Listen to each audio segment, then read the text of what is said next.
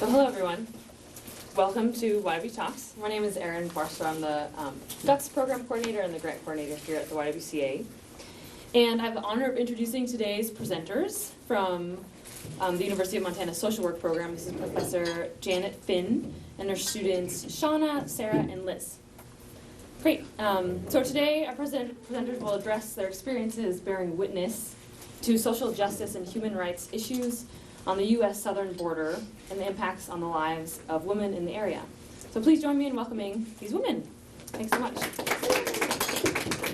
Thank you, and thanks for being here with us today. We've done for the last, let's see here.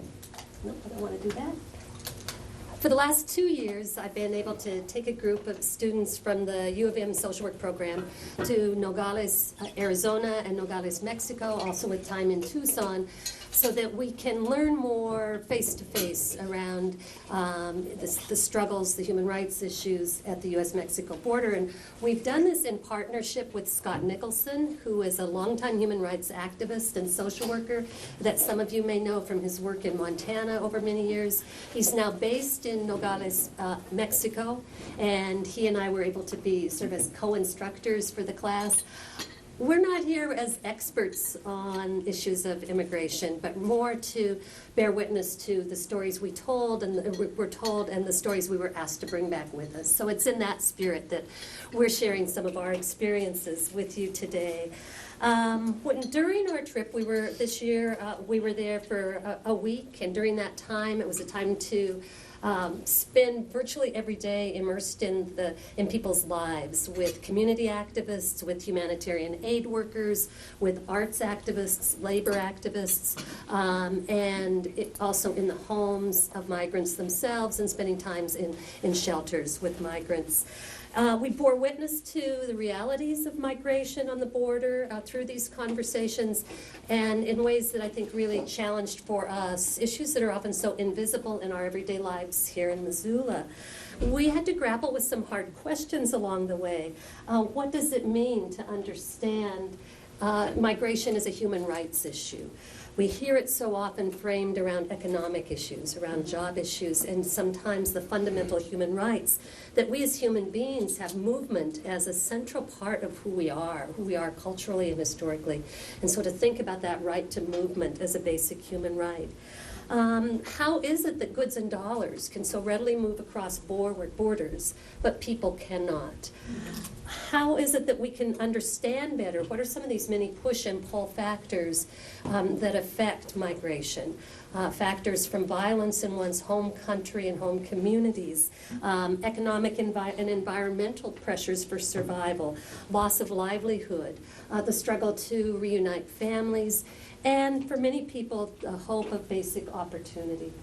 So we had many opportunities to think about human rights and their violations in very concrete terms during this experience. We also had the opportunity to think about our own country's recent history and involvement with Mexico, especially through the North American Free Trade Agreement, and with 20 years in place, what kind of effects that has had on people in Mexico as well as in the U.S. We're focusing here for our learning in Mexico, and to think about with the dumping of so much U.S. subsidized corn into Mexico and the consequences that has had in the country with over 3.5 million Mexican farmers being pushed out of their livelihoods through the influx of U.S. subsidized corn. And what does that mean not only for farmers, but for their families and their communities around them? We also had the opportunity to bear witness with human rights workers who are addressing the issues of the number of deaths occurring on the U.S. Mexico border. The consequences of progressive militarization of our border. For example, Humane Borders, which is a Tucson-based immigrants' rights organization, has documented over about a 14-year period nearly 2,500 deaths of people who are dying of exposure, of hypothermia, of hyperthermia in their attempt to cross the U.S. border into Mexico. The Mexico border into the U.S. And how little we hear of that news about this remarkable number of deaths. I think for me it was an eye-opening and awakening statistic to think about under the administration of Barack Obama. More than 2 million undocumented immigrants have been deported from this country. And these numbers have been escalating, as you can see, over recent years. How is it that we have come to criminalize families and migrants and break families apart by virtue of a national border?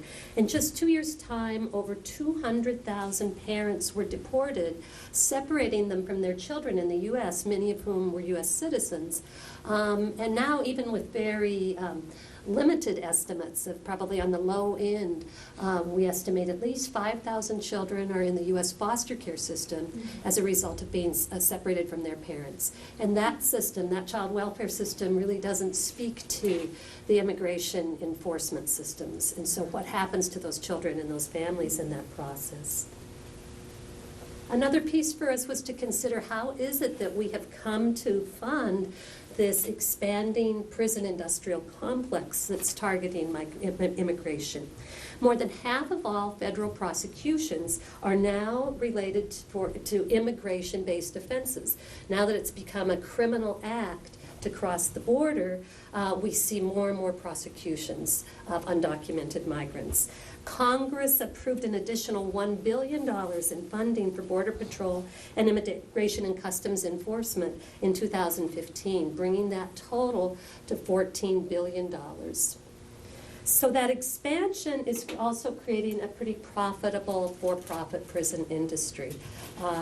Prisons such as Corrections Corporation of America are expanding their presence as they are becoming the detention centers for people who are not only being found guilty of a crime of crossing the border and being deported, but before deportation being sentenced to prisons in the U.S. So those kinds of questions really raised for us some of the fundamental social, political, human rights, economic issues at the border. And our experiences also gave us opportunities to really speak with people and hear stories of hope that there is possibilities of change, and through raising our own consciousness, we can be part of those efforts. And this is a piece of border art that was done along the old wall. This wall's been replaced, but this still stands as a piece of public art by a group called Taller Yonke in Nogales to remind people of the human presence that this border is dividing. So with that, let me turn it over to Liz. Hi, I'm Liz. One of the first people we met when we so we went to Tucson and then we went into Arizona and then we came back out. And one of the first people we met was Isabel Garcia, who is a human rights activist and a legal defender in Tucson. She's also part of the Tucson Human Rights Coalition, and she really challenged us to think about how our history of imperialism has had consequences along the border, and how we have like a ignorance to what's going on policy-wise and like military-wise along the border, and to really think about the fact that our ignorance isn't accidental, it's actually being produced. And it's producing fear and arrogance when it comes to policies. And so her speaking about the history, some of the stuff she talked about was how this has been happening for so long. Like, even Mexico used to be, like, California was Mexico, and then we kind of took that over. And in the late 1800s and early 1900s, there was this influx in the economy, and there was this mass migration of Mexicans up there. Like during the gold rush, a lot of Mexicans came up. And the part of the history we don't talk about is how brutally we treated people, our Mexican workers. We were lynching them, and no one tells that side of the story. And then what Janet just talked about, the North American Free Trade Agreement, I'm jumping ahead quite a few years, but that was in 1993. When that passed, we basically said, America said, we're going to create all these jobs in Mexico so that Mexicans stop migrating into America. But it just opened the gates for Americans to go into Mexico and buy up all of the farmland and displace all those farmers. And so it created this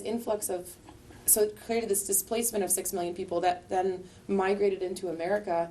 And the worst part is we knew that was going to happen, and that's why we started building the wall at that time. And Isabel kind of points to the irony of there's like this blame and this hate towards Mexicans because they're coming to America and they're taking our jobs. But it's ironic because we went in there and we took their jobs and then we forced them to come to America. And so after NAFTA passed and 9/11 happened, there were a lot of changes along the border. Obviously, bigger walls went up. It was very militarized. We put a lot of money into turning like local police and border patrol into like military agents, giving them guns, and that created a lot more violence. And it also sent a message that we should fear people coming over the border. They're a threat to our national security, and we see this a lot in the media. These anti-immigration campaigns show someone crossing the border and then they play this scary music so that people fear that happening. Or there's this story that Isabel told us about a man and his daughter crossed the border and the Border Patrol chased them, hit the girl with their car and killed her. But then in the news, the media said, father kills girl bringing her across the border. Like they're just spinning it so that it just like normalizes what's going on and like really blames the victim. So this media coverage and these anti-immigration measures are really just anti-human. And the number of deaths in Arizona are so high along the wall, and we don't think about those deaths. We don't think about those people. We just normalize the harm. So this combination of victim blaming, normalizing the harm, and this anti-human treatment kind of collides in the judicial process of Operation Streamline, which Shaunaugh is going to talk about. Hi everyone, I am Shaunaugh, and I went on the trip last year, so I didn't go with these folks, but I went the first year that Janet took a class down. Oh, that's neat. So yeah, I'm going to talk a little bit about Operation Streamline, about the program itself, and then I'll speak to what my group witnessed down there whenever we went and saw Operation Streamline in action one day. So Operation Streamline is housed in Tucson, Arizona. It convicts between 40 and 80 undocumented immigrants every single weekday. So today, that's happening. And they're convicted with either a misdemeanor charge of illegal entry or a felony charge of illegal re-entry. The individuals who come through the program are apprehended by U.S. Border Patrol attempting to cross from Mexico into the U.S. The program began in 2005 under George W. Bush, but it wasn't implemented until 2008.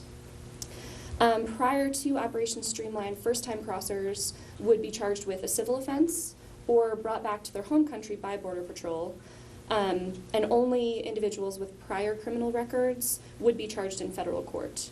However, today, everyone convicted via Operation Streamline is funneled directly into the U.S. prison system, which Janet touched on briefly, and they can face sentences of up to 6 months in these federal detention centers, which are primarily run by these private prisons. So Operation Streamline not only results in a massive amount of prosecutions and deportations, but it's incredibly lucrative for these private prison systems. Corrections Corporation of America is the largest private prison housing illegal border crossers. It had a net worth of $1.4 billion in 2011 and made a net income of $162 million. And this net income is rising annually. I think some of us have probably heard of this, but Crossroads Correctional Facility in Shelby, Montana is part of CCA. The U.S. Ninth Circuit Court of Appeals has declared Operation Streamline unconstitutional twice, but little cosmetic tweaks were put in place, so it still continues. So like Liz was speaking to, similar to the increased militarization on the border, Operation Streamline was put in place as a deterrent to illegal border crossing, but it's not serving as a deterrent. The University of Arizona did a study, and 56% of 1,000 deportees said that they would try to cross again because they didn't have a choice. They needed to work, they needed to get into the U.S. And that really reflects the experience we had speaking to individuals down there. Most of the people we spoke to who had recently been deported said, oh yeah, I'm going to try to cross again. That's my only option. So whenever my group from the first year witnessed Operation Streamline, we went on a Monday, and it was in mid-January. We saw a group of 64 men and 1 woman go through this process. They were all chained at the wrists, ankles, and waist. They had shoes with no laces, and they were led around by the marshal. And so the first thing I noticed when we walked in was just really the stark separation between all of the Mexicans who had been apprehended sitting on the left side of the courtroom, all chained up, and then everybody else who was just watching on the right side. And it was extremely uncomfortable to be that spectator to this show. So they all had earbuds for interpretation. And this was really interesting. There were hand sanitizers, little things everywhere. Like on every single table, there was hand sanitizer. And after everyone in the courtroom interacted with an immigrant, they would immediately use hand sanitizer. And it was just very, very apparent that, you know, these people are dirty. And yeah, pretty icky. So the judge sat on a seat that was physically above the entire room. After witnessing Operation Streamline, we spoke to a public defender, and we learned that this judge is actually a pretty nice person, and most of the people involved in the process don't necessarily like it, but they figure better to be involved with it and at least offer some kind of representation than to, you know, not assist at all in the process. So one by one, charges against each defendant were read and translated. And I do remember a lot of the people at the front of the court, like they would pause and not, it seemed like they didn't exactly understand maybe what they were being charged with. Not everyone, but some of them.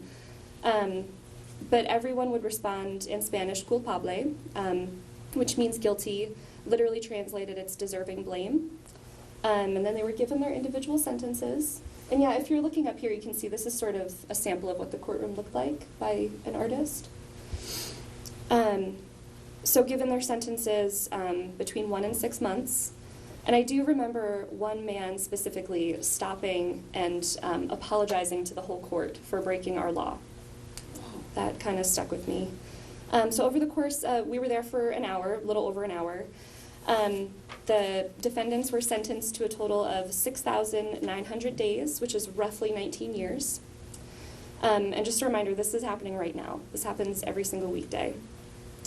So that day, the judge asked 65 individuals, how do you plead?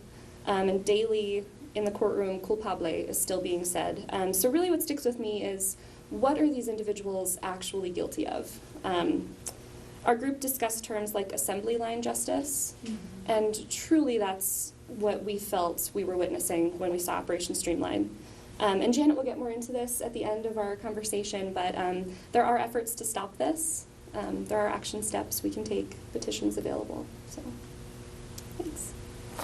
Thanks. Turn now to Sarah and share a little more about women's lives. So my name is Sarah, and so I'm going to specifically talk about how women who are crossing the border face kind of a different experience than men who cross the border, and specifically with being targeted for a lot of violence and sexual violence and whatnot.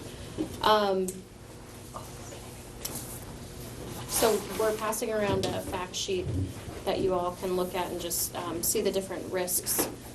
So women who are seeking to come and cross the border come for lots of different reasons. A lot of it is to, and I'll talk more about this in a little bit, but make a better life for their family. I mean, that's kind of ultimately what it's about, and caring for their children and whatnot.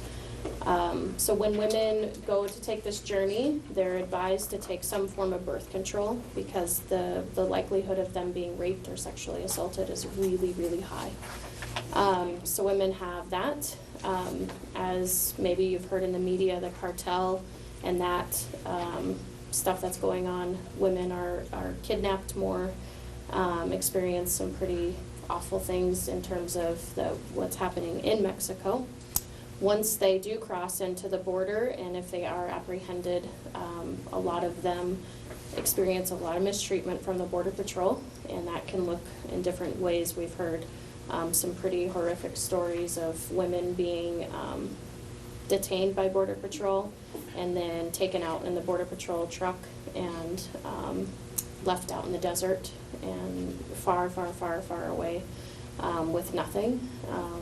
So experiencing violence in that, and then even when they are detained in the United States and they're put into the CCA prison, we heard accounts of the guards and the prison authorities just being, just just being really cruel and using a lot of harassment and scare tactics in the prisons, like jingling the keys and using threats and not speaking in their language, and so just kind of an overall really powerful, like, you know, the sexism and the patriarchy kind of like is a double-edged sword for women who are trying to cross. And as you can see on your fact sheet, the Keno Border Initiative, which I'll talk a little bit more about here in a minute, they survey women and they survey everybody that comes and seeks their services.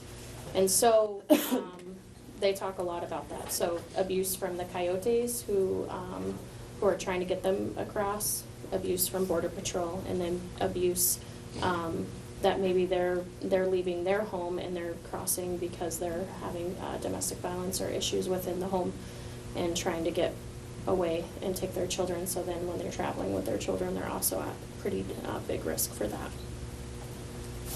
And then... Do you want me to kind of set the stage for that? Yeah, go ahead. So when women are brought back from America to the Mexican side of the border, they don't have resources, they don't have anything. Some of them have been living in America for so long, they don't have family there, they don't know anyone, and they're just dumped. And it used to be that they would bust them at like 3 o'clock in the morning and just leave them on the streets, and they were being raped and kidnapped and victimized. And so when we were there, we heard that had changed, and they're kind of brought in the middle of the day. But Now 5 a.m. Now 5 a.m., yeah. So 5 a.m. But there's just, it's like, I just think of what it would be like to be dropped off and not, it'd be like if we were dropped off right now, what would you do? Where would you go? So we went to this one place, it's a shelter for women and children who come back across the border called Casa Nazaret. And women get to go for 5 to 7 days at a time. They stay for a week, and only so many people can go. There were 5 women there when we went, and we sat down and just bore witness to their stories and their struggles, and we got to hear each of their stories and what they had been through. So we're going to talk a little bit about that. Do you want to? Yeah. So I'll share a couple of stories just to give you all kind of the context of things that we were hearing.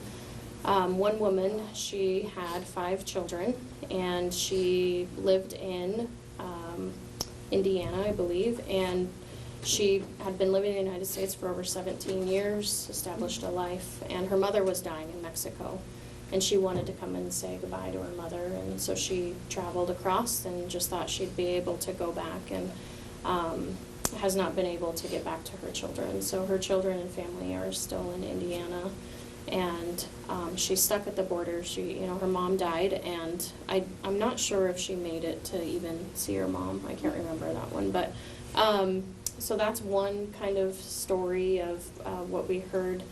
One woman she has 3 children, and she was trying to get across the border. Her children actually were still in Mexico. She was trying to get across the border, though, to make some money. It sounded like she owed money to an uncle. And her youngest was 1.5 years, and she hasn't seen them in a while, and she's been detained 3 times and spent time in the prison. And then one other story I think is important was one woman. She had 3 girls. She also came back to say goodbye to her dying parents, and she spent 2 years in the CCA prison with no appeals. She talked a lot about being teased and harassed by the guards. And some quotes I want to leave you with that I wrote down. They talked about being a criminal like a murderer. That's the way that they were treated, like they had murdered somebody because the way that they were being treated. And their greatest sin was being illegal in our country. And so the stories that they shared with us were very profound and impactful. Just myself as a mother and being separated from your children. And I think this really highlights how the essence of our humanity, when we take away that, how destructive it really is to human lives. And so we asked them, we talked to them, and they said, just please share our stories. Just tell people the truth of what's going on and why we're being separated from our family. So luckily, there is the Casa Nazareth, but, and Liz, do you want to share any more about that? Or? Well, just a last piece about it was we asked them, what can we do? And they said, share our stories. But they also said, we have to go back, and now that we're criminals, because we've gone through this process, like one woman was deported because she had a tail light out on her car. And so now that we're criminals, we could never get a visa, and we couldn't go back in. We have like felonies and misdemeanors on our records. So we're just going to cross on our own. And a lot of people left many years ago. Isabel, one of the women there, said that they just hopped right across the border. And now it's so militarized and the walls are so high. And the sexual violence is so scary for women especially. She's like, I don't know that I'm going to make it. And, well, anyway, so we said, well, what can we do? And they make these bracelets, and I think a couple of us have them on. And they're like, just buy a $2 bracelet, and we're going to use that money to cross the border again. And so I think it's really cool to bring back something that symbolizes their struggle, but also the hope of reuniting with their families, and putting money towards something that, it was like, we were just there to bear witness, just hearing those stories, and we felt like we could do nothing, so just spending $2 was like an action step, like something we could do while we were there. There's that one piece too, sort of as we are in this room, surrounded by some empowering images at Casa Nazareth. The women are surrounded by empowering images of women and posters that talk about women's rights as human rights. Mm-hmm. And when we were there last year, we learned that recently a woman who was 9 months pregnant had been left just right at the Nogales, Mexico side of the border. She was taken in to Casa Nazareth, and there's an order of Catholic nuns that operate Casa Nazareth, and they weren't trained as midwives, and they delivered the baby and kept the mother and baby safe in Casa Nazareth. So it's truly a place of refuge in many ways. So speaking of symbols and stories, I'm going to share another one with you. So the necklace I'm wearing right now, I'm going to pass it around. It's actually made by, thank you, the APOC Women's Cooperative, and I don't think we've spoken too much about APOC yet. So APOC is the home of peace and hope, and that is where we stayed whenever we went down to Nogales. So the women make these medallions, and you'll see on there it features the profile of a woman and the words "no más muertas," which is no more deaths. And so Janet, who Janet is going to speak to in a minute, told us the story of this woman named Antonia, who was found dead in the desert. Her 2-year-old son was with her, and he was alive. So that is her image on the medallion. And the women make this, as a way to honor her struggle and the struggle of, all the migrants that are crossing through the desert, taking that dangerous journey every day. But they also are able to make money by making these medallions. So it's honoring the struggle, and it's a piece of hope, I think. Mm-hmm.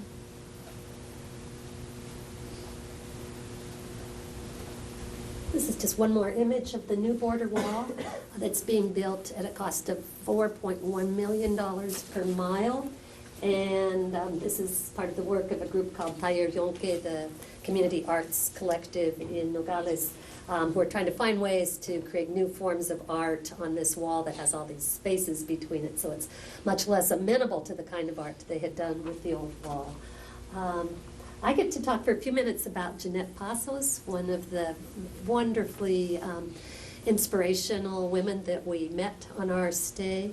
We were housed at EPOC, the Home of Hope and Peace, while we were in Nogales, and it's a community center that houses children's programs, an adult education program, the women's cooperative, and dormitories for visitors like ourselves to come and learn more in community with residents of Nogales. This is Scott Nicholson, who's our co-instructor along with Jeanette here. And Jeanette has a long-time history living and working along the border and has been in Nogales for several years. And she's a person of fierce determination and deep compassion. And while she truly believes in migration as a human right, she also fundamentally believes in the right to home and the right to community and people's right to live their lives and raise their children and have jobs with dignity and sustainability in their own home communities. And so a lot of the work of APOC is to try to really build that community economically, socially, politically, that can be sustainable for people. Part of their work, this is their statement of their mission, their vision of the world, where the community is reborn and heals itself, a world where bridges of understanding are built as people express solidarity through a web of peace, education, action, and reflection, a world which leads to the transformation of conflict and increases the resilience of communities affected by violence along the U.S. Mexico border. There's just a few images of APOC as a place. It's a wonderful sanctuary in some ways. It's a place of a lot of dynamic activism. It really does project that sense of hope that we got to be part of and enveloped in the time that we were there. They have a community garden. That's something that they're looking to develop further. Water is very, very scarce in Nogales. So they're looking at ways that they can be as sustainable as possible in their community agricultural projects as well. And it was with people at APOC that we had the opportunities to go and bear witness and hear more stories. For example, a story of a person who says getting caught for breaking the law is one thing, inhumane treatment is another. Why did they treat us like animals, like bacteria? So this was a place at the end of the day, after bearing those stories over the course of the day, we could come back and reflect with one another on those experiences and the importance of being able to bring those experiences back here. This picture is a favorite picture of Jeanette's because it's a picture that she talks about as representing ambos Nogales. Nogales, U.S., Nogales, Sonora, Mexico. And you can't see the wall in this picture. And for Jeanette, this is a vision of what ambos Nogales has been and can be again when we learn how to take down walls. And she talks about the need for taking down those walls, not so much in that $4 million a mile wall, but what about the walls within us? What about the systems and structures within us? Those are the barriers that have to come down first if we're going to engage in different ways to transform some of these larger policies and practices. So yeah, we met a number of really inspiring activists when we were down there. This is my group from the first year. Here we're at the home of Johanna Sanchez. And so many residents in Nogales, Mexico work in the factories. They work in the maquiladoras. And these factories import material and equipment on a duty-free and tariff-free basis. And this is all part of NAFTA, which we talked about earlier. And so whenever the farmers were displaced, that's why they, a lot of them had to go work in the factories to make any sort of money. So Johanna is a union delegate. Whenever I was down there, she was one of two. And she was one of the first women who just kind of looked around and said, you know, what's happening in this factory we work in is not okay. We're paid so little, we work such long hours, we're not safe where we're working. And so she started having conversations with her fellow workers so that they could unionize and come together and, demand some fair treatment. And I remember her speaking to us and saying, it wasn't easy, but like Janet was just saying, she had her own walls to break down, and she certainly did. And this is the group from this year. And whenever I was there, she was still working to get the other 80 factories on board to unionize. So, I'm going to talk about the Kino Border Initiative and the Comedor. So this is a picture of the Comedor, right? Mm-hmm. Yes. I can. It's like there's a giveaway. So, the Kino Border Initiative is run by a group of Catholic Jesuits, and they're working towards providing education and support for migrants and folks who have been deported back into Mexico. So we visited this. This is a kind of like, I guess we would think of it kind of if we were to think about like the Pavarello providing like a lunch, breakfast and lunch. And so these women, the sisters, work in this really tiny kitchen. It's fascinating to me. I mean, it's probably, I mean, it's tiny. And they serve, I mean, I think they put over 100 people into this room, and it's very, very small. And they provide them with 2 hot meals a day. And not only do they provide them with that, they provide really a lot of humanity. So the first thing that they do is they do kind of like this really awesome grounding exercise with them to get their minds off of their recent deportation. And it is so fun to do. Like, we were doing these hand exercises, and you close your eyes, and you know, lots of giggling and laughing. And they have everybody sit down. And then the sisters and the volunteers serve them instead of them going through a line. And they really wanted that to be about honoring the humanity that these people deserved. And so we served them. We went around and did that. And then while we were serving them, one of the sisters did a educational piece. So they have a big screen and put up this piece about racism and systemic oppression and why the people face these challenges. And really, and showed this video, I don't know if you've ever seen it, where they have this group of children, and there's a white baby doll and there's a brown baby doll. And it shows how a lot of the kids are drawn to the white baby doll. And then so, and these sisters, and you know, I don't speak Spanish, but I was being translated to, and they're just very direct, and they get to the point, and they really understand systemic oppression and racism in this really fundamental way that makes it really accessible to these migrant workers or people who have been trying to cross the border, and why they're faced with these challenges based on the color of their skin. So really just getting at how impactful that is for them, and really being able to honor their experience of mistreatment. And so these women really do a remarkable job. This is an incredible organization, and just bearing witness to the way that they run it. They have clothes, they have, so one thing, when people get released from the CCA prison, they are given a check from our U.S. government, or U.S., and they can't cash it in Mexico. So they're deported, they're given this check, and then they're deported. So, I mean, it doesn't make any sense. So there's a group of a grassroots organization that is at the Comedor who will take the check and cash it for them so they can have the money.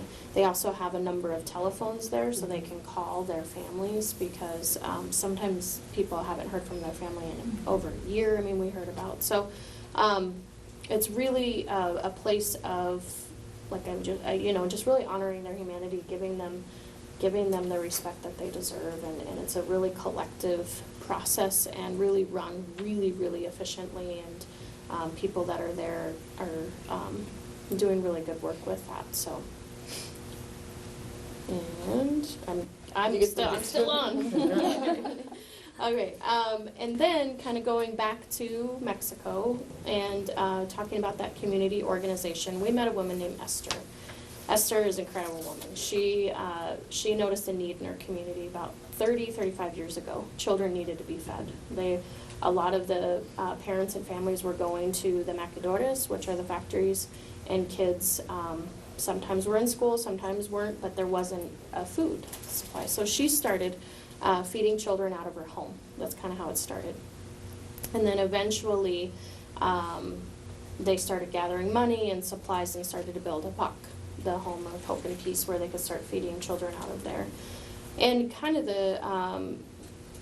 they went through lots of this, economically, and really a lot of struggles of deep poverty. But she said, you know what? We always found a way to feed those children. We always found a way. We noticed that they needed this, and this really collective sense of these are our children. They're not, it's our community, and they're ours to take care of, and not blaming families for difficulties. I mean, she kind of said that there were some challenges in that, but she said, nope, we feed them, and just very this,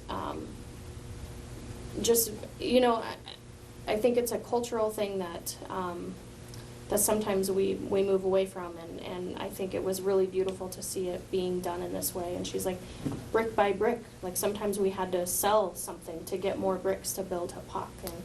And so, make sure and just this refusal of giving up. Like they just kept going forward and kept going forward. She said, I didn't care what it had to take. If I had to make a giant pot of soup, and that's all we had, we still did it. We still collected, and people came together. So just really honoring that community presence of that. So, and it still goes, and they still feed children. And we were lucky enough to sit with children and have lunch with them a couple days a week, and just their bright smiles, and just really seeing like they're really, no matter their hardships, like they want the same things as us, and and so it's fun to sit with them and have lunch, and so they're still doing that, and it's been going for I think close to 35 years now. Mm-hmm. Children's group, still me. So part of Hapak is they do a children's group, and I think what it really ties into is providing children with a place to go, a community place and space, and they do theater, they do all sorts of different workshops, and just helping with children. This is a picture that I took that, Jenna, can you read it? I can't remember what it says. Some skills to teach.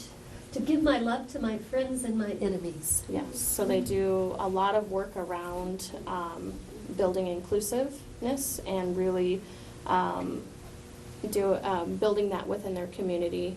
And so, they do all these great plays.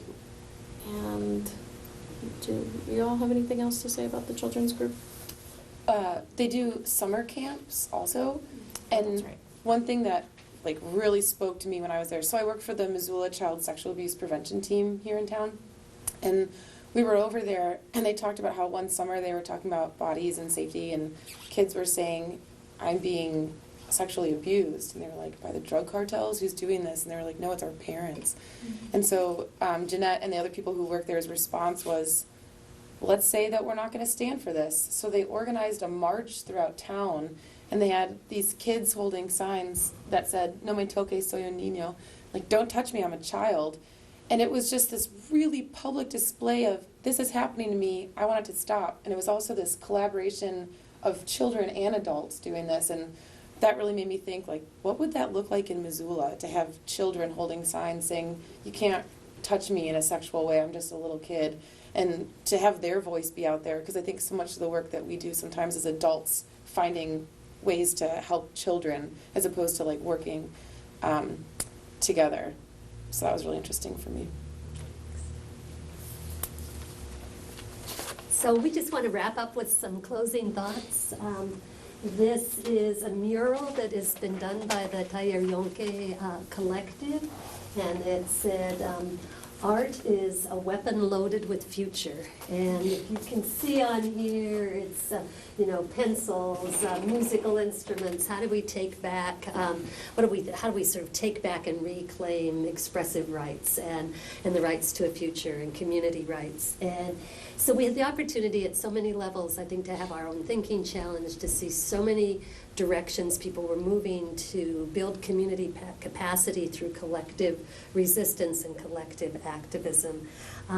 We listened to stories such as an 18-year-old young man who had just been released from a year in an Arizona detention facility, where he talked about, the word he used was the anguish he felt as he stood there in shackles, the anguish of being seen as a criminal for the crime of trying to come north to help feed his family that had been devastated by the loss of their livelihood as farmers. We saw and bore witness to the stories of people not only coming from Mexico, but from Guatemala, El Salvador, and Honduras. People who have borne the consequences of U.S. militarization for decades and are being pressed by violence in their home countries forward. So we had many opportunities, including one woman who asked us directly, basically, you have a car, you're privileged, you have U.S. passports, why don't you hide me in your car?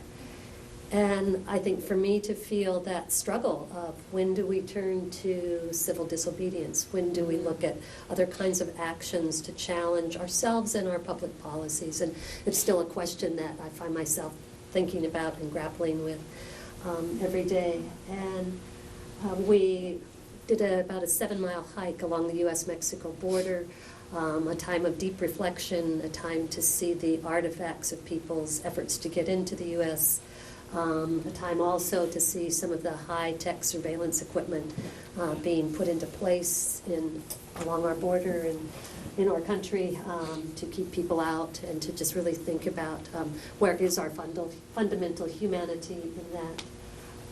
I want to close with this picture.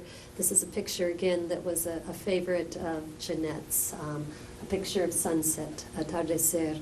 And she talks about sunset as the moment of movement, the shifts, the changes that happen at sunset. It's the time when the Border Patrol go off, have a change of shift. It's a time when the migrants start moving north. It's a time when women are coming off shift at the factories. She said so much is in play at that moment, and that maybe we can hang on to those moments of things in play as a way to think about the possibilities of change. Things aren't fixed. Things are in motion.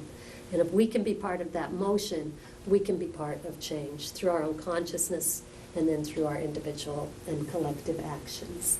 So we want to stop with that. And any other closing thoughts? That was beautiful. We just have a list of a few things for people to, if you want to follow up on your own. We, through a number of different groups in Missoula, are organizing delegations that have gone. So there's opportunities. People at APOC are welcome you to come and to be able to host visitors and learn more from your own direct experience. There's online activism to bring Operation Streamline to an end. There's the Montana Immigrant Justice Alliance out of Helena that's working on these issues in a broad-based way for legal representation and community education for migrants in our own state. And I think there's just great opportunities, too, to partner with the work of organizations such as Humane Borders, No More Deaths, the Samaritan groups that go to bring basic water and food to leave in the desert. So I think if we're all part of our own ongoing collective education, that we can also be part of change. So thanks.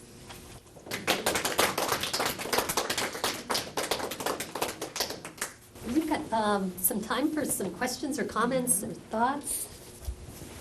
I have a question. You mentioned that there were some people from like Guatemala or Honduras or other kind of Central American countries. When they get deported, do they just land back in Mexico, or do they have access to the same resources? Like, could Guatemalan women still go to Casa Nazarene? Yeah, do they still have access to those resources? In part, there's from the U.S. end, as there would be a number of migrants to be deported, say, to Guatemala. They may wait until there's a large enough group to take by plane or back to Guatemala. A lot of the people that we spoke to who are traveling, say, from Honduras or Guatemala, they've already made maybe weeks-long, months-long journeys coming north and have suffered tremendously in that process. All of these facilities in Mexico are open to their needs. So Casa Nazaret, some of the other shelters that we didn't have a chance to speak to, they're about providing shelter and really giving people the space to decide are they going to try to go back to their home country or their home community, or are they going to try to move north. Speaking of that, I think that there's a lot of resources, and one thing that kind of stands out is that there's a lot of equality in the judicial system with that. And I use that term in an obvious way, like they're treated equal. They're all sentenced the same way, and they get into the courtrooms and they get their headphones put in. And even in Mexico, I think there's over 1,000 different dialects of Spanish, and the people from different countries have one translator speaking in Spanish, and they're asking them constantly, do you understand? And the people are standing there looking around, and they're like, do you understand? And then finally they'll be like, yep. And you know that they didn't understand that. And so, like, this equality I speak of is, like, you're still treated the same way, but the outcome is terrible. They're just told when they get into Operation Streamline, plead guilty, don't say that you're innocent, or you'll have to go through this whole rigmarole, and it might be worse, you might spend more time in prison. And so, yeah, this, I guess, like, really inequality of, like, putting on these headphones and being like, I have no idea what I'm saying yes to and what's really happening to me. And then that humanity piece when they're leaving Operation Streamline, when they're leaving the courtroom where we're sitting, is they come right past you and they look you in the eyes as they're going out.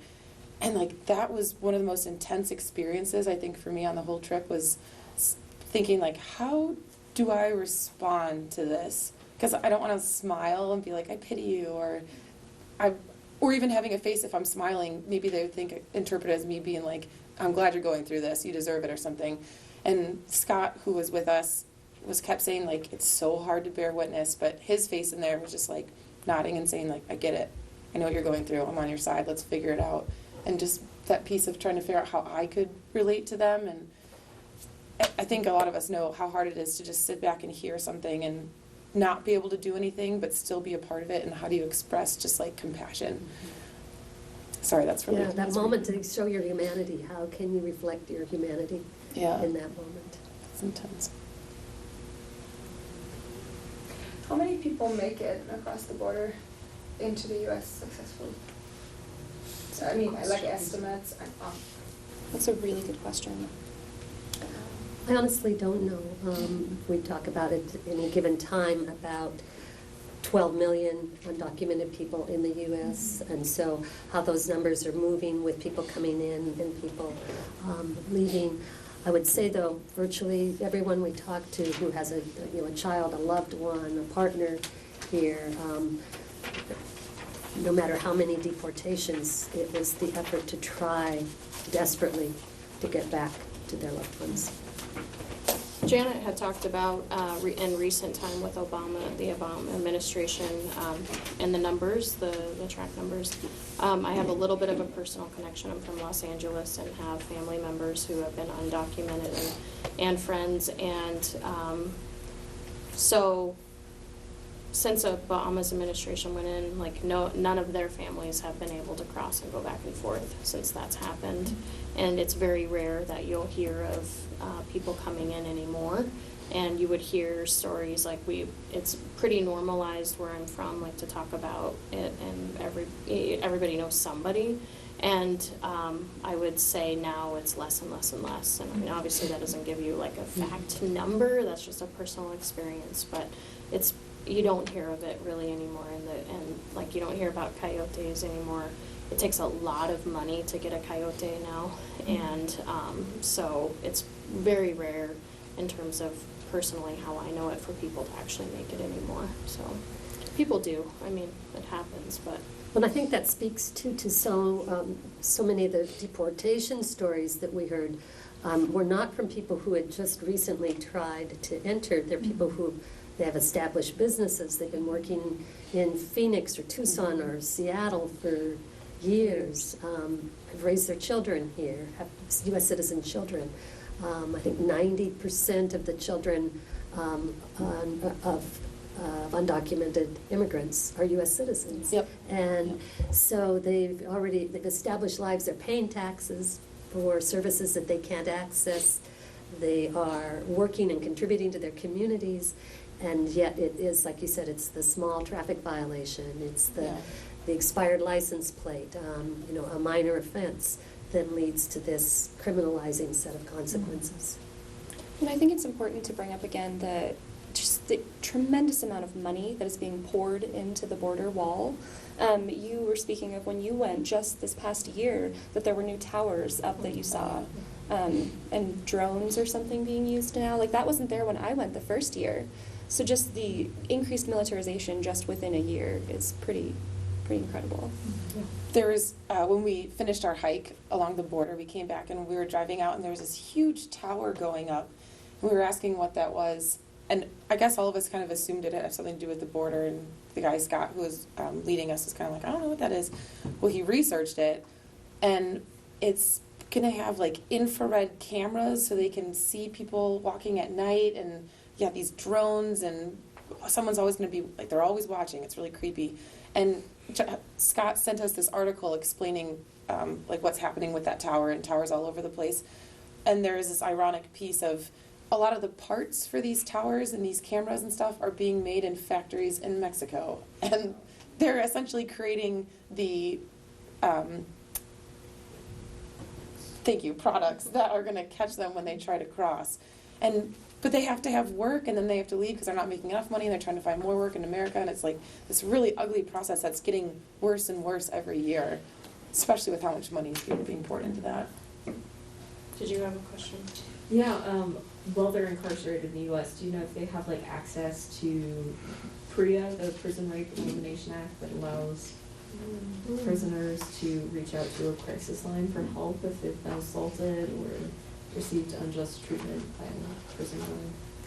I don't know, and did not hear anyone mention, any assistance in that way. People spoke frequently of very limited food access, often being either very, very cold or very, very hot in the cells. I think food twice a day in limited amounts. You have to 4 have a.m. and then 10 a.m. someone sending money for you to be able to make any kind of phone call or connection. So people would often go for long periods of time with no connection. I'm not really, I've looked into it a little tiny bit, with it being a private prison, so there's like this other side of it that's kind of ugly, and I've just started to kind of look in to see what their rights are, but I do know that Amnesty International has got their eyes on it, and I've read a couple recent articles that there's starting to be some movement in terms of their human rights just in the prisons, so.